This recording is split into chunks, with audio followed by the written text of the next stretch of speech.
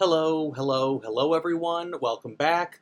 For those of you that did not see the Night 1 video that I put up, hi, my name's David. I'm an independent wrestler. These are going to be my thoughts slash review slash random tangents that I feel like going on, all about SummerSlam 2020. It is 2026, right? Yeah, it is 2026. I'm sorry, my brain has already started to be fried after watching the first night already. So anyway, with that being said, let's actually just get on to the Night 2 review now, okay? So the first match was supposed to be Sami Zayn versus Finn Balor, but then instead it became, we added Gunther and Kevin Owens into the mix. So, four-way match. And, in all honesty, for an opener, perfectly fine. Like, kept at a brisk pace. There wasn't a lot of obvious, like, hi, I'm sitting here on the corner and I'm just, oh no, I'm hurt, but I'm looking for my spot. That doesn't mean it wasn't there. That just means that the cameras didn't show it. Like, there was a few times when, I saw someone was, like, slightly out of position. Oddly enough, both times it was Gunther, where it's like, oh shit, like, the referee had to, like, slow down the last count for a breakup a little bit.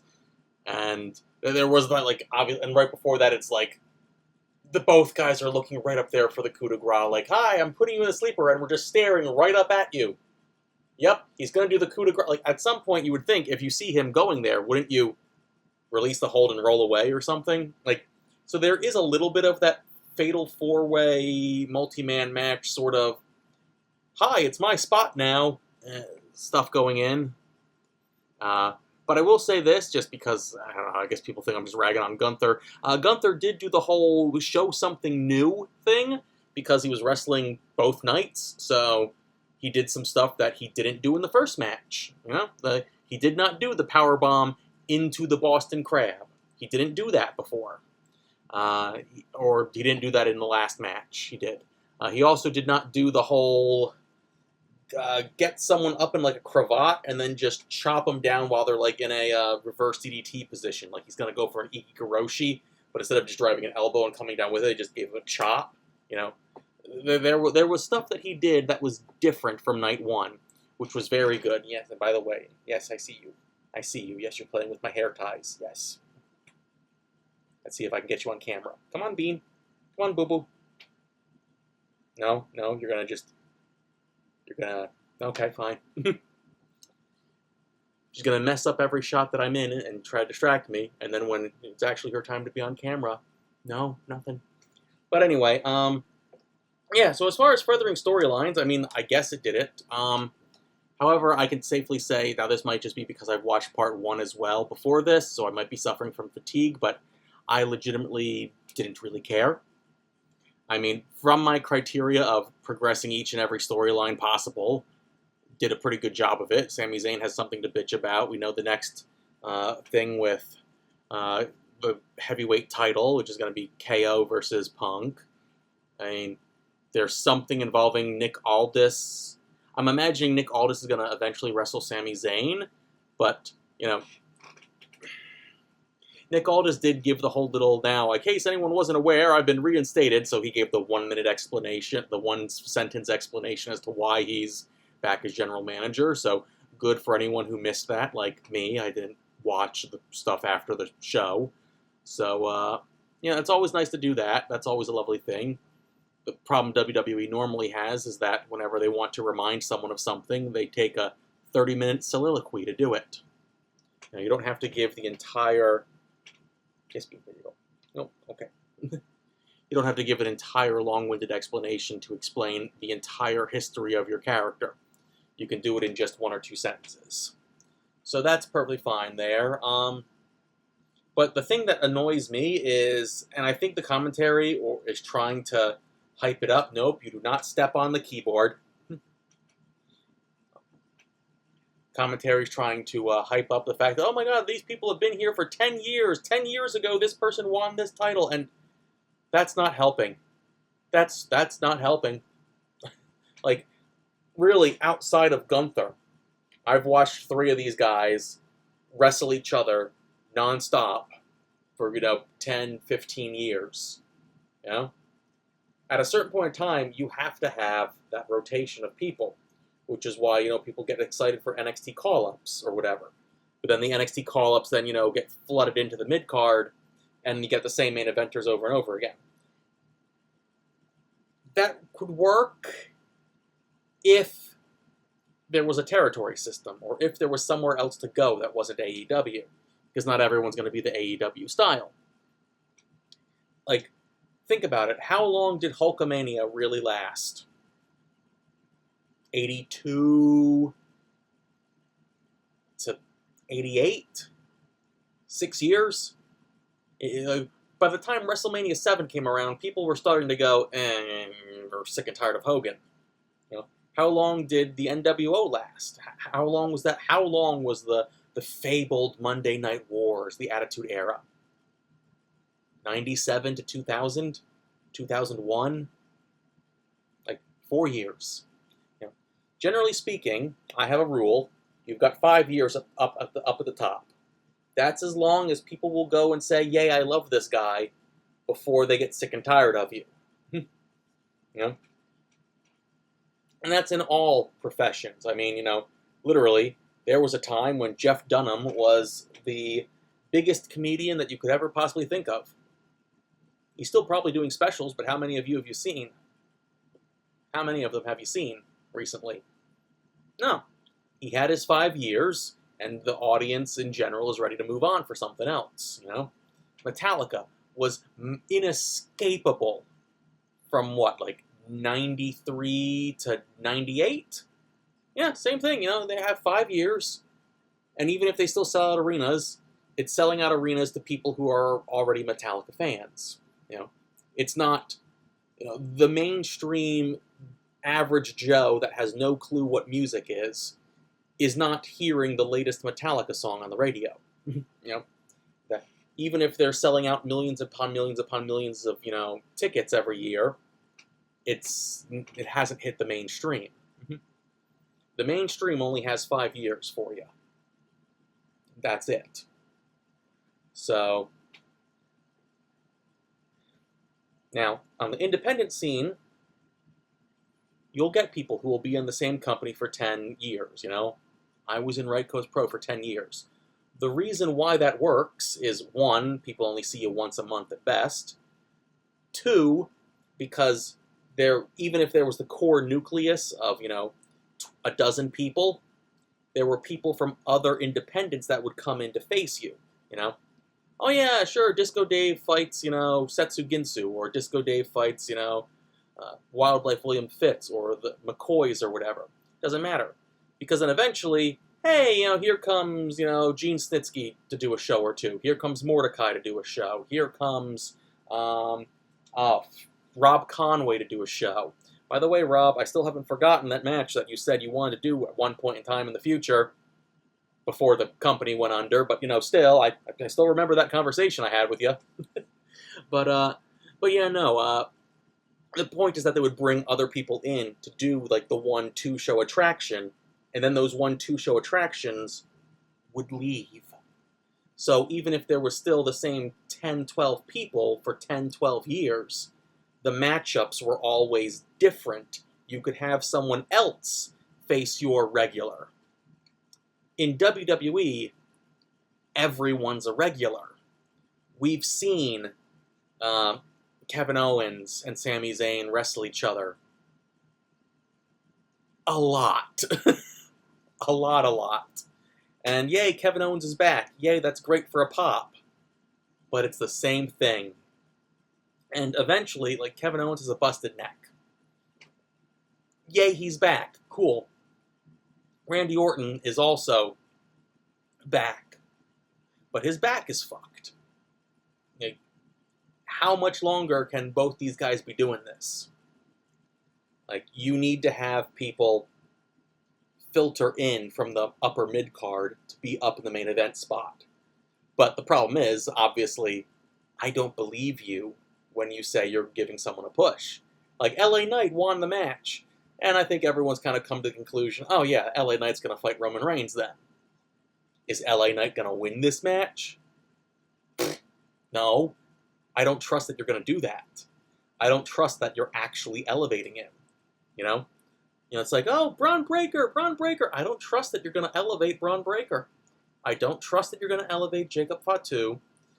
And this happens all the time in wrestling. There's the guys that like come in at the right space, right time, and then there's everyone else. And everyone else is like, well, if this person just arrived 5 years earlier or 5 years later, doesn't matter how over they are, the position is already filled. They have their main eventer. WWE has not cycled through main eventers at a rapid pace, Really, the only time they did that was the early 90s. When Hogan left, they had to bring in people, they had to push people up. Then it was like, oh, we can't do Brett. Now do Yoko. Now we need Diesel. Okay, Diesel. Shawn. They would try to cycle through people and go, who's going to be our guy? But ever since WCW went under, they've had essentially the same one guy for 10 years at a time straight. Which, Hey! I was reaching for the mouse.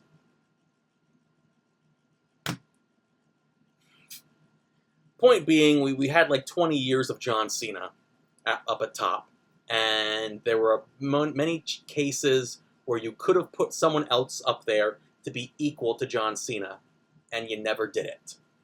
And then you did the same thing with Roman Reigns, and it's a little bit better now, because you've got like 3 or 4 guys that you could say are equal to Roman Reigns. The problem is those guys are CM Punk, Cody Rhodes, and like Randy Orton, people that are 1 foot out the door. Let's be honest. How many of those other guys have you built up? People say, oh, it's going to be Oba. Okay, cool. That's one guy. Like, I would prefer if you elevate a bunch more. We need to have like an entire full roster shakeup here. But then, where do those people go get work? Etc., etc. I don't know. It's just my thoughts on it. It's an okay match, perfectly fine. Nothing that I would necessarily write home about. I mean, multi-man matches are a complete clusterfuck to begin with. I was in a multi-man match one time. Mozart brought me to a show that he was doing help for someone, and it's a crowd of 5 people in the audience, and it was a 6-man. There was no way this company ever made a profit between paying all the wrestlers versus how much the fans brought in. But they did a 6-man, multi-man match, and it's like, okay, cool. 3 of the people were like replacements, because people didn't show up, and then it's like, Disco, we need you. I wasn't even scheduled to be in the match, but okay, I'm here. Cool, what are you, a babyface or heel? I'm a babyface. Here's, whatever, blah, blah, blah, blah, blah. Blah, blah, blah. And eventually I realized we're all baby faces. It was like me, Johnny Sins or Joey Sins. One of them's a porn star. One of them's a wrestler. One of the Atkins brothers. They're a twin act tag team, but it was only one of the Atkins brothers. I don't know if the other one was injured or not. Myself, and then like 2 other people. I don't remember. But it was like, we're going through all this, and it's like, wait, we're all baby faces. What is the storyline of this match? And then it's like, go guys, goes out the door. It's like, fuck, guess we're calling it in the ring. It was a piece of shit. I did a top rope elbow drop to no one, and yeah, it was. In hindsight, being 2020, I should have just decided I'm the fucking heel, and I just poke everyone in the eyes and just get some sort of cheap heat, just to, because I wasn't coming back. I was a replacement that was just there that day. I should have just turned heel and just, had someone pin me. But yeah, no, it was not the most fun experience out there. It's like, yeah, I'm doing an elbow drop because I see the crowd is dead, and it's like, I gotta do something. Fuck it, I'm going to the top. Do an elbow drop. It's like, and I remember seeing Joey or Johnny or whatever just go like, oh, he's up at the top rope. I'm gonna lay down too. Like, I'm like, what am I gonna do that's gonna hit both of you? You're just head to head like this.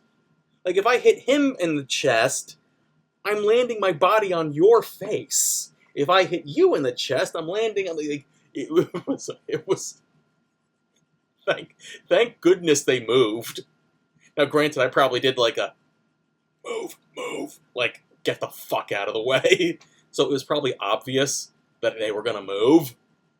But yeah, do a top rope elbow drop splat for a grand total of 5 people to not even pop. I hate multi-man matches. Next bit. So in my previous video, I laid a couple of ground rules out of what I considered made something a good match, and basically they equated to essentially, did the match accomplish what it wanted to do? Did it elevate everyone? Did it move stuff forward? So on and so forth. I also said along the lines that the match needs to be constantly flowing. Now, that doesn't mean do spot, move, but, you know, how things feed into one another, you know. You duck a clothesline, and he's off the ropes, and you duck an elbow, and, you know, then, you know, okay, crossbody, but the crossbody gets caught, and roll through, pick him up, oh, I got him for a slam, I'm gonna slam him, and he slides out the back, push forward into, what is it, not O'Connor roll. O'Connor roll? Rolling pin. Oh, 1, 2, kick out, sit up. Oh, the person comes off the ropes and now hits him with a sliding clothesline. Boom! You know, just the fact of the matter is nothing necessarily is difficult, but you see how one bit goes into the next, goes into the next, goes into the next, goes into the next. Baron Corbin versus Trick Williams was do the clothesline, duck, stop. Okay, duck the elbow. Stop. Crossbody. Stop. Roll through. Stop. Pick him up for a slam. Stop. Slide out back. Stop. Push into the ropes. Stop. O'Connor. Stop. Push off. Stop. Sliding clothesline. Stop. You see how it's different when you have all those pauses in there? Like, I don't think there was a single sequence in this match. There was a move, and then there was a pause, because either both guys were down selling, or there was just something like breaking a count or whatever, and match 2 of the night, and they immediately bring out a table. Was it a no DQ match? Why are you bringing out a table? Now we know none of the finish. Now we know none of the false finishes or false finishes because, you know, we know the table hasn't been broken yet. And there were a few spots of like Little Yachty. I don't want to say it's Little Yachty's fault, but I mean, there's a part where Baron Corbin is going, I'm gonna run the ropes now. I'm going to run the ropes now. I'm leaning on the rope. I'm literally leaning on the rope. Oh, now I'm going to continue running the rope. Smack! Oh, he hit me in the back with a kendo stick. Who could have ever seen this event occurring? Oh no, it's not like I literally looked at him the entire fucking time to go, I'm running the ropes now, I'm running the ropes now. Like, so yeah, it's, was not the smoothest match in the world. And honestly, every move was fine. Like, you know, oh, hey, look, there's the Deep Six. Oh, look, there's, you know, whatever, the Trouble in Paradise. Oh, look, there's the Bookend. There's the, you know, End of Days. Like, all the actual moves were fine. It's the getting into them and getting out of them that was not fine. And, by the way, Baron Corbin has won, even though... Okay, so what did this accomplish? Elevate Trick? No, I mean, he literally just got a gimmick belt and then just lost it. Like, okay, so I guess maybe we're determining he's going to be better as a babyface to chase it. Okay. The babyface who took the the table out himself, who had a manager that chased Baron Corbin with a kendo stick, and then hit Baron Corbin with a kendo stick. And okay, fine, like, he was a heel, but they were both heels, and I guess we're turning him babyface, but there wasn't really a moment that really signified it. Did we make Baron Corbin look good? No, not really. I mean, we established, like, the commentary was going, now Baron Corbin is, a black belt in this jiu-jitsu whatever thing he was in. Then why is that not his fucking gimmick? Why isn't he throwing out more Brazilian jiu-jitsu stuff? Like, do that.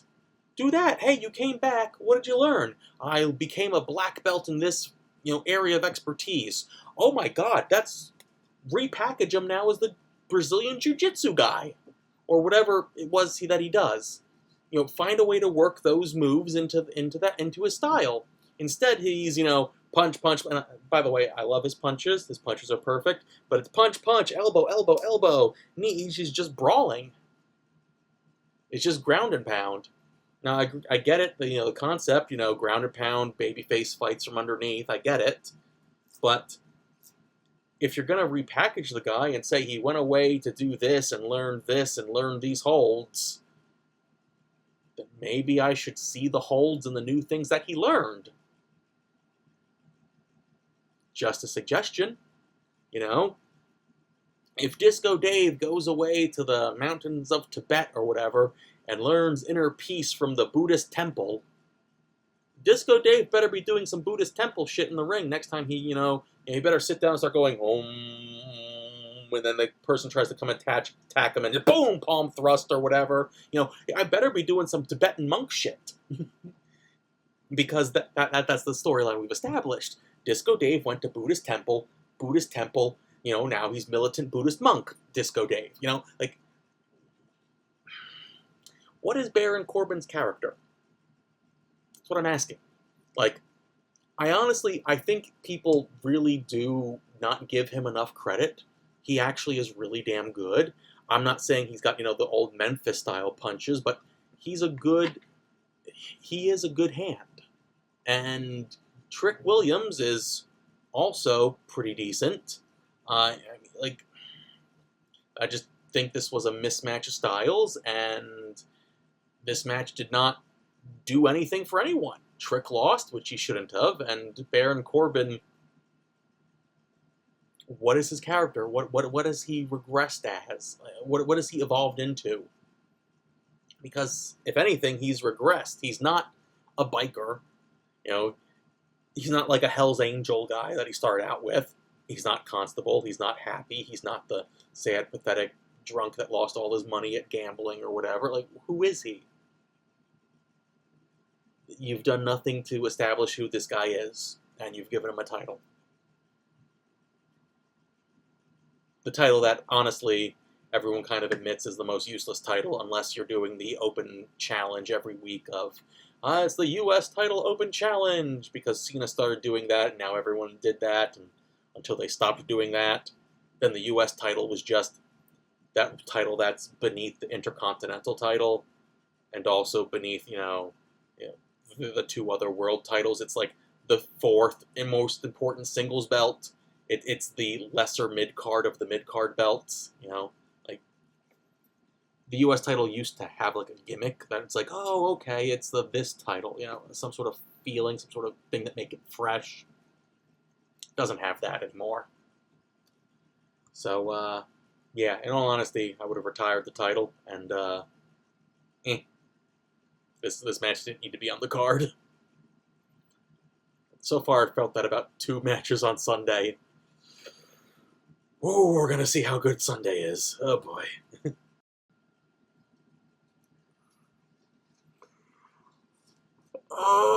Okay. Fine. You gave Chelsea Green the title in the multi-woman clusterfuck ladder match, where here's the title over here. Here's where we set up the ladder over here. And we're going to start climbing the ladder to try and grab the title. despite the fact that we're nowhere near the title. Why did you set that up? Because clearly you're going to fall out over in that general direction or whatever. It's...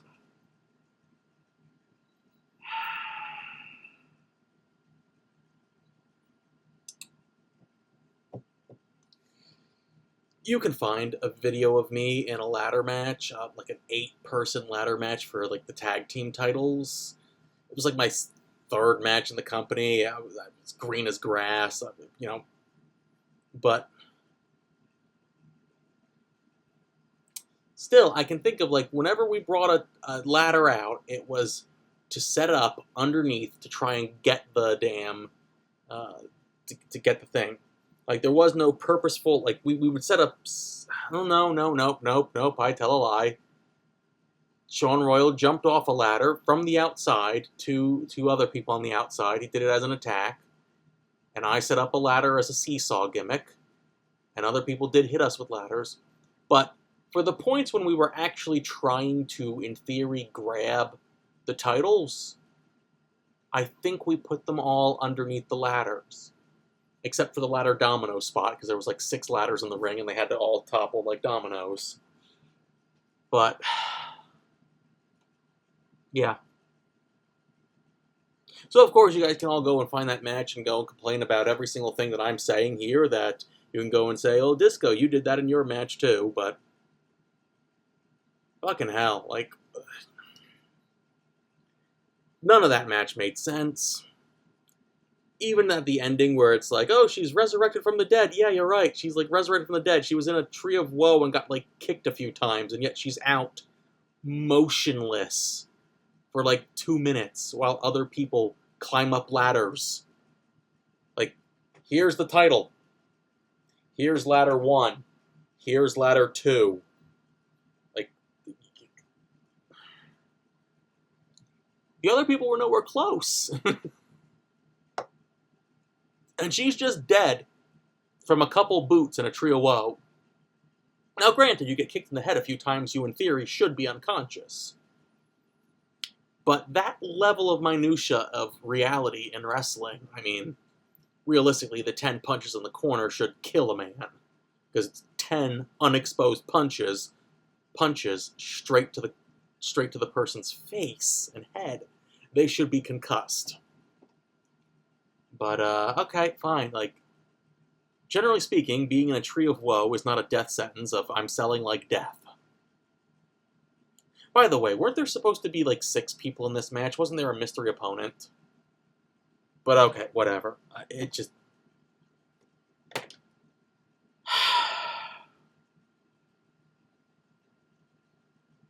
You don't have enough women that people believe in.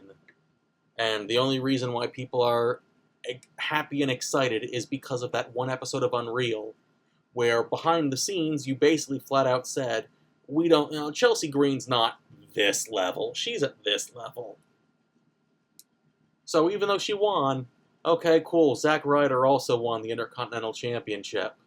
He lost it the very next day.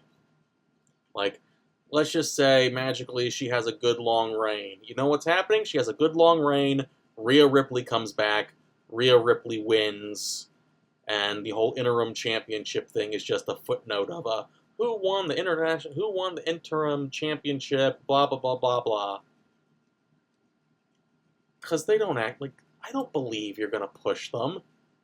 I don't believe you're going to push LA Knight, really. I don't believe... Right now, I don't believe you're going to push Trick Williams, honestly, either. So... Okay, it was the women's clusterfuck match. So, Danhausen and Dominic Mysterio for the Human Monies on a Pole match. The best person in this match was El Torito and JD McDonough. So, yeah. I'm sure that in the middle of a show that I was more invested in and, I was more enjoying, this would be a nice, refreshing break. However, after a bunch of stuff where I'm just going, oh God, oh dear Lord, oh man, to get into the comedy bit where we have to acknowledge that this curse is legitimate and that it controls the pyrotechnics on the ring.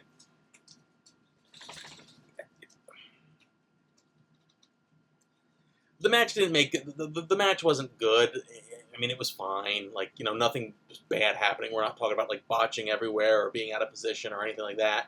But really, you can even hear it in the crowd. The crowd was dead up until the Mini-Housens popped up. And the Mini-Housens, like, really stole the show. They did some pretty cool spots. And the one to read, like, okay, first and foremost, holy shit, the bumps they took. Because, you chokeslam a guy on a jump. You chokeslam a dwarf, and he fucking bounces off the ring. Like that, there was no being gentle. There was no like, oh, I'm gonna just drop to my knees with you on this. Spread out the blow. No. This was painful. Like those minis got heat. They took the heat from JD McDonough, and then, in all honesty, like, outside of, like, the final move, the bit with him and Torito, a diving headbutt, a this, or that, bounce off the ropes, jump up Hurricane Rana, whatever, like, it all looked potentially believable. Like, yeah. Like this could actually have happened in, like, a real fight. And, like, I didn't see anything where it's like, oh, I'm clearly putting you over here so you can give me a DDT or whatever. Actually, I did see that one, but I mean,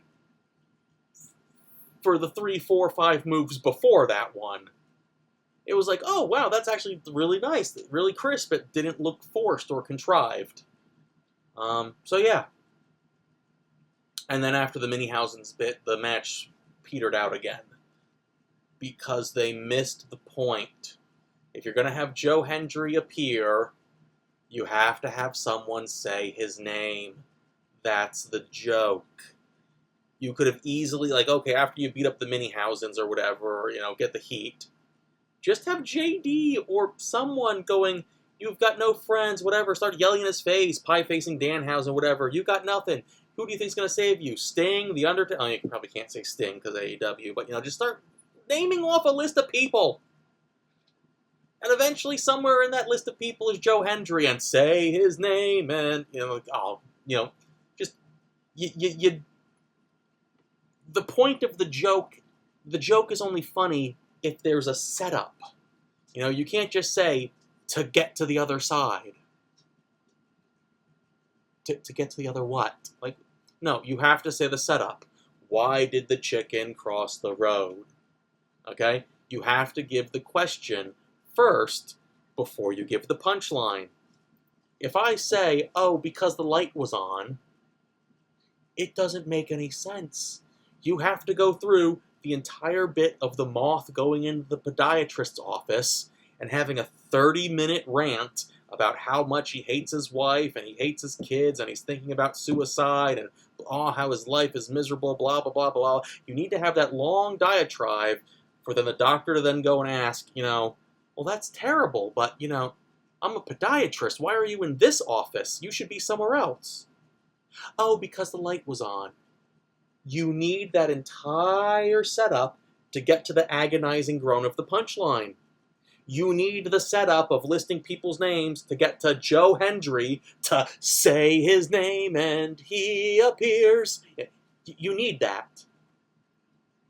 Also, the ending is pyro going off again because we've already seen that. Like they've run out of ideas for the curse. And I think they've overplayed the curse. And yeah, I think playing it off like just a legitimate like weird happenstances instead of like actually like having pyro go off would have played this better. Yeah, Danhausen's probably still going to be #1 merch seller or whatever for the next couple of months or whatever. But I think they've started to overplay their hand.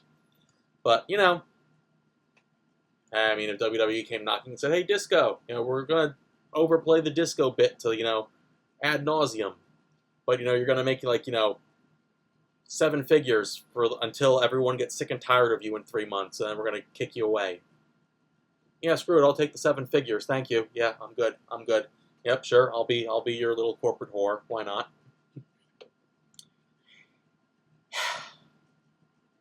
How many matches are fucking left?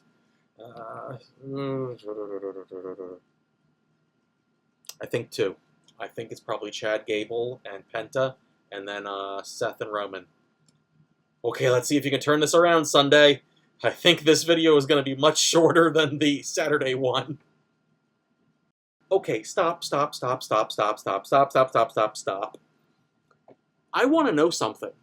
I want a WWE documentary backstage of telling the audience how the hell you got Rick Martel to actually show up to a wrestling event. Like, okay, cool. I was originally already going like, oh, it's the Killer Bees. I like the Killer Bees. You know, that's a tag team from the early '80s that most people don't know about. But you know what? I like the Killer Bees. You know, and then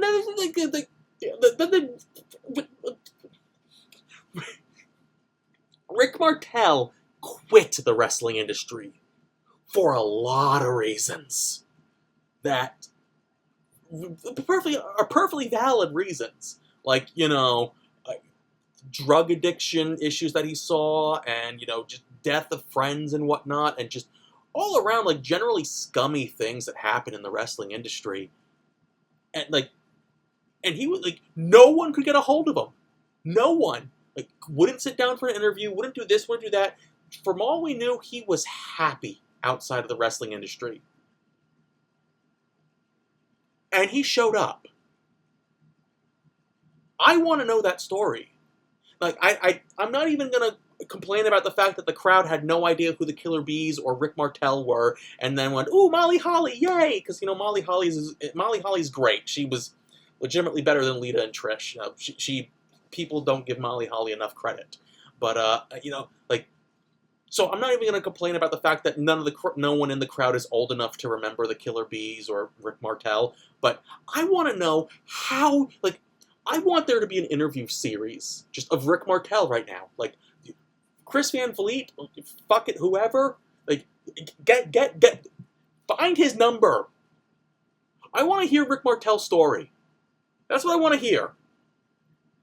The cameos in the crowd have popped me back, have brought life back into me on this. I don't even know who Shane Trisco is, Master Sergeant. Something about Wheatley vodka, drink responsibly.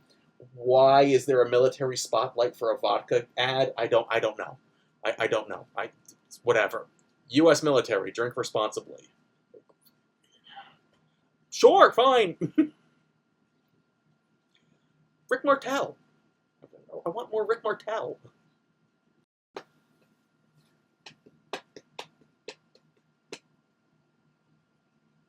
Okay, so,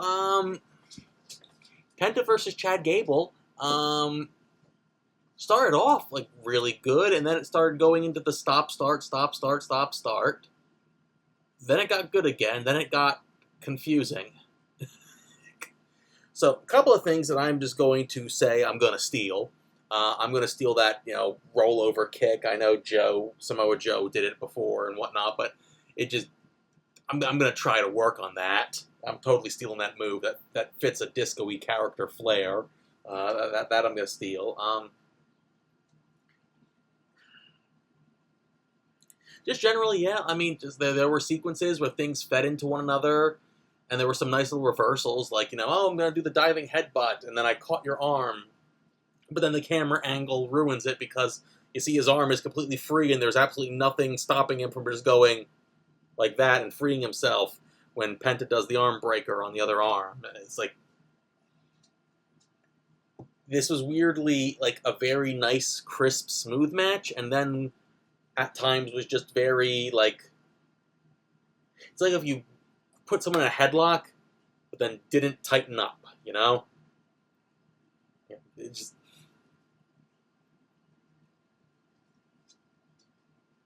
it's like the arm wringer, but your arm's out here instead of right there against your chest. The whole I saw air is what I'm saying. I saw air, which I mean, generally speaking, if you're a wrestler, you don't want to see air. And the camera was like right on it, to the point where like the commentators even go like, "Oh, didn't get all of that," which is code word for you missed. But yeah, no, there was just weird finish. Just gets the ankle lock and then grapevines, but it's one of those weird situations where it's like, well, if the grapevine is so much more powerful, why don't you just immediately grapevine? There's no reason to be holding it and going, I've got your foot, I've got it, just immediately grapevine. Like, it doesn't make sense. Which is why, like, normally when someone would grab it, they really do like a roll through, kick off, whatever. Like, I almost expected like the finish would be almost like, ankle lock, roll through. I've got you. I'm gonna run you into the nope reverse. I run you into it.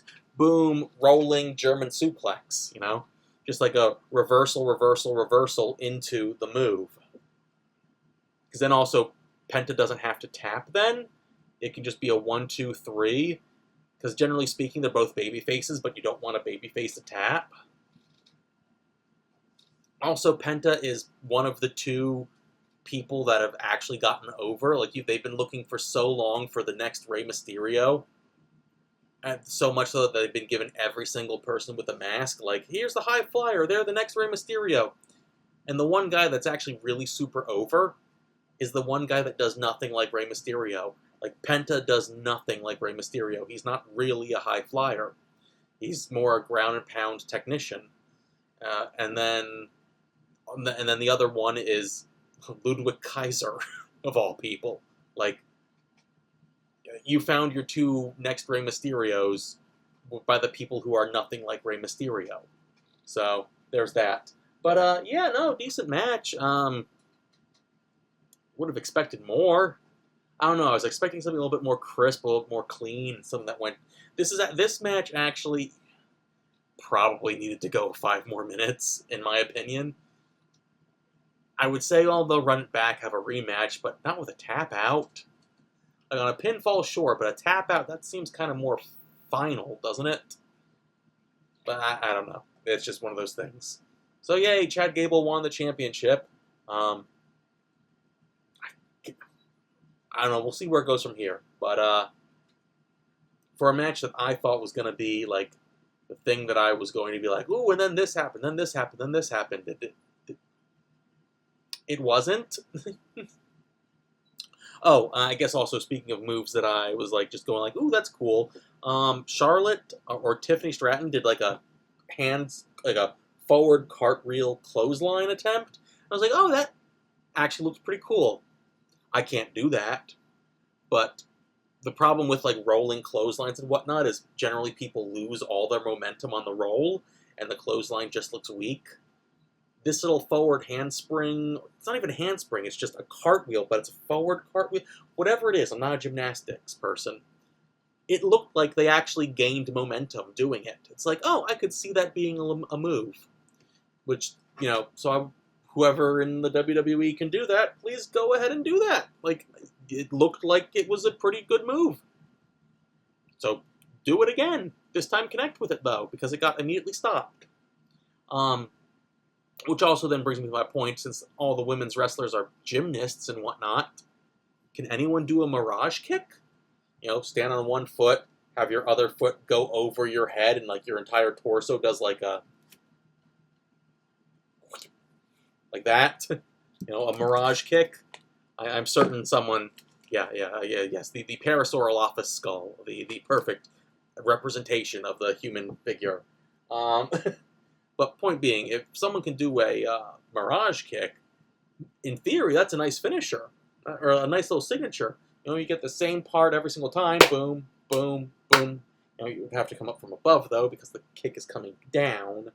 But, a mirage kick would be nice if someone could do that. I sure as hell can't. I can't even do a split. But yeah, no. I feel like this is the point in time, maybe this is WWE going, see, this is why we do 2 nights. See, because by the time you're in the second night, if you watch it all in one day, it's not as if, no. be perfectly honest here, there weren't many matches on Night 2 thus far that had any right of being on this card.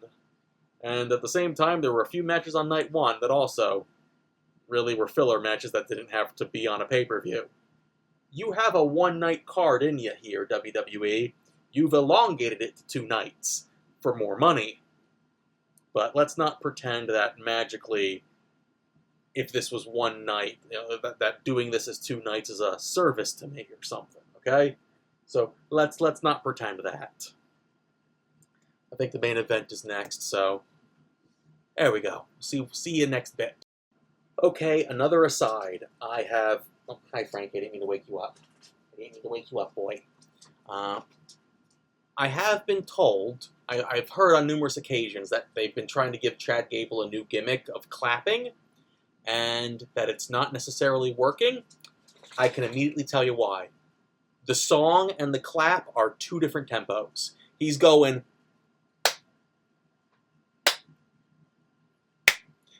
But the song is like some sort of like 80s rock, sort of like, not even like Van Halen, but like more Sammy Hagar, where it's go dun dun dun dun dun dun dun dun dun dun dun dun dun dun dun dun. Like, no, the clap is...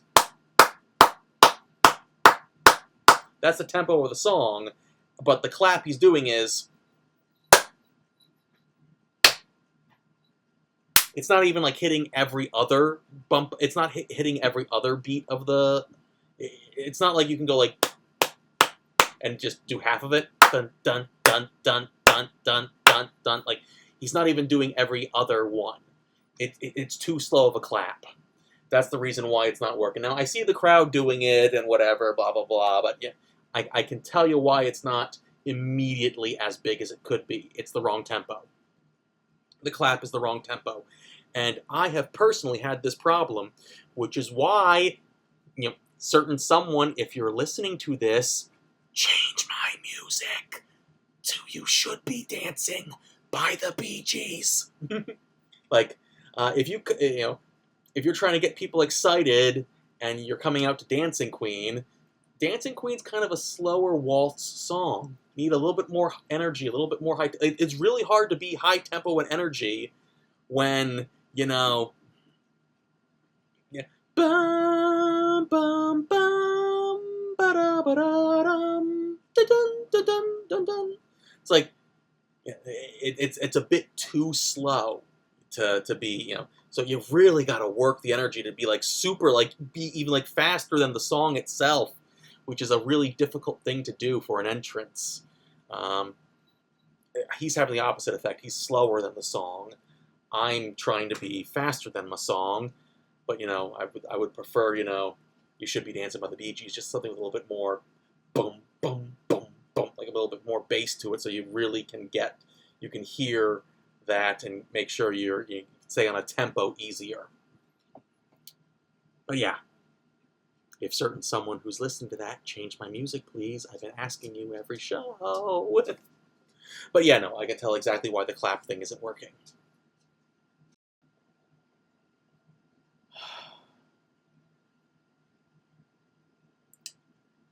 We approached Young Bucks level of selling there, guys.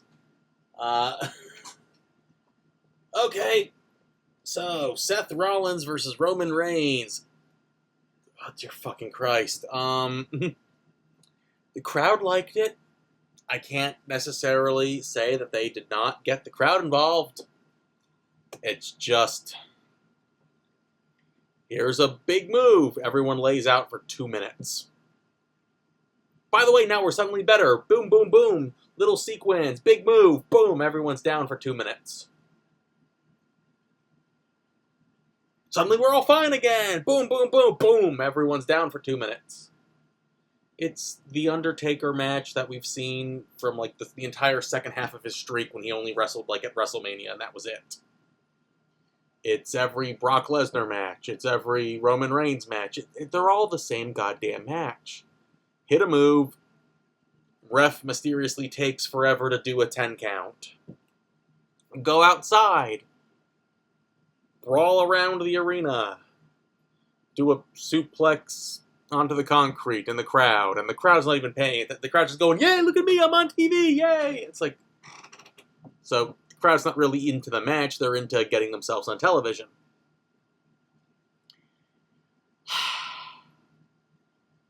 And by the way, there should be a fucking 10 count outside, but okay, nope, never mind. Whatever. Powerbomb through a table. Disqualification? Powerbomb through another table. Another disqualification? Let's hit each other's finisher moves. So Roman Reigns hits a stomp. Seth Rollins hits a spear. There was a nice little bit of, even though it makes no fucking sense, the superplex. Boom! And then we're gonna get up and do the Falcon Arrow, but surprise! I got you in the front guillotine! So Roman Reigns just completely no-sold a superplex. Even ignoring the fact that it was going to be a superplex to then get up and do a Falcon Arrow. And the Falcon Arrow is a smaller bump because it's from a lesser height. So even ignoring the fact that, from going, generally speaking, you want to bump someone, then the big bump, the exclamation point. Never mind the fact that the exclamation point is the start of that sequence and not the ending point. We're going to ignore the fact that it is an illogical sequence. It was something I haven't seen before. I haven't seen someone reverse the Falcon Arrows part of it with a front chancery. Probably because it doesn't make sense, because that means Roman Reigns had to completely no-sell the entire... But whatever, okay. And then there's a ref bump, and a second ref bump, and the ref's out cold until magically the end of the match happens and the ref is wide awake and just sprints in and just boom, boom, boom. There was no one calling a second ref. I understand the Charles Robinson running meme is, overplayed, but... whatever. Yeah. There were glimpses of something good here. But then it was, stop, start, stop, start, stop, start. And the stops were, they get into the ring at 9, even though they've been out there for 5 minutes already.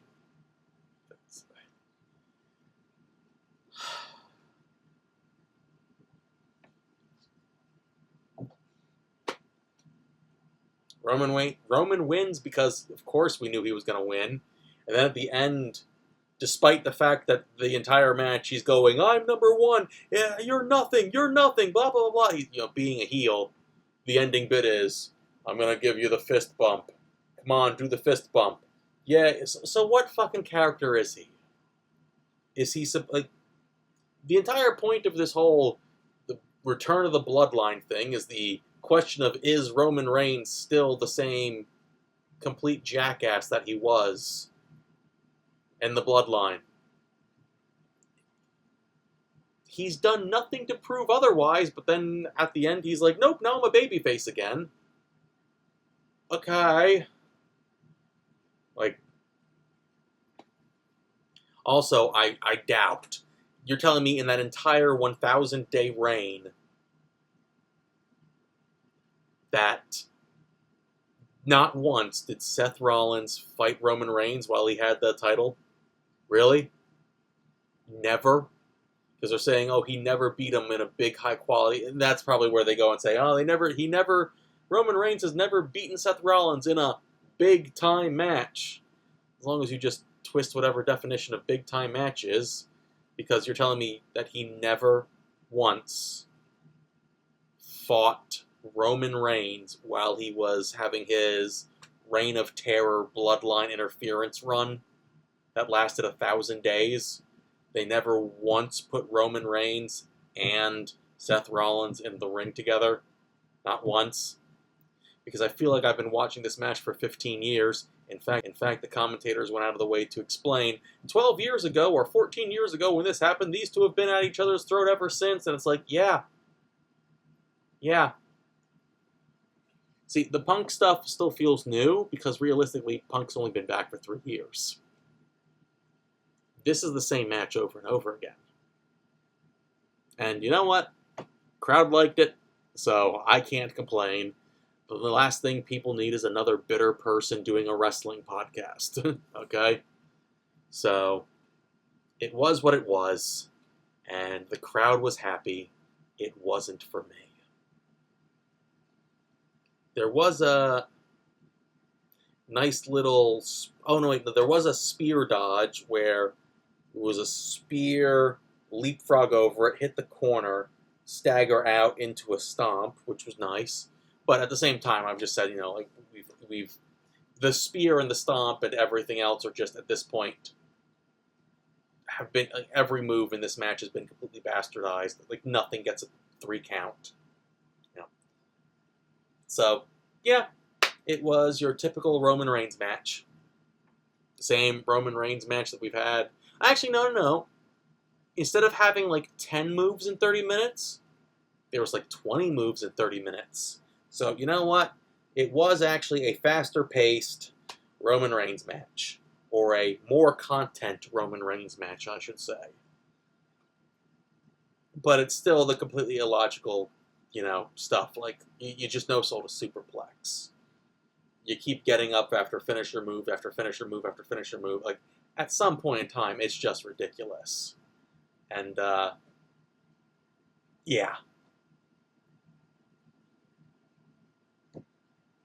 That was SummerSlam Night 2, everyone. I think the most impressive thing that I saw was Rick Martel.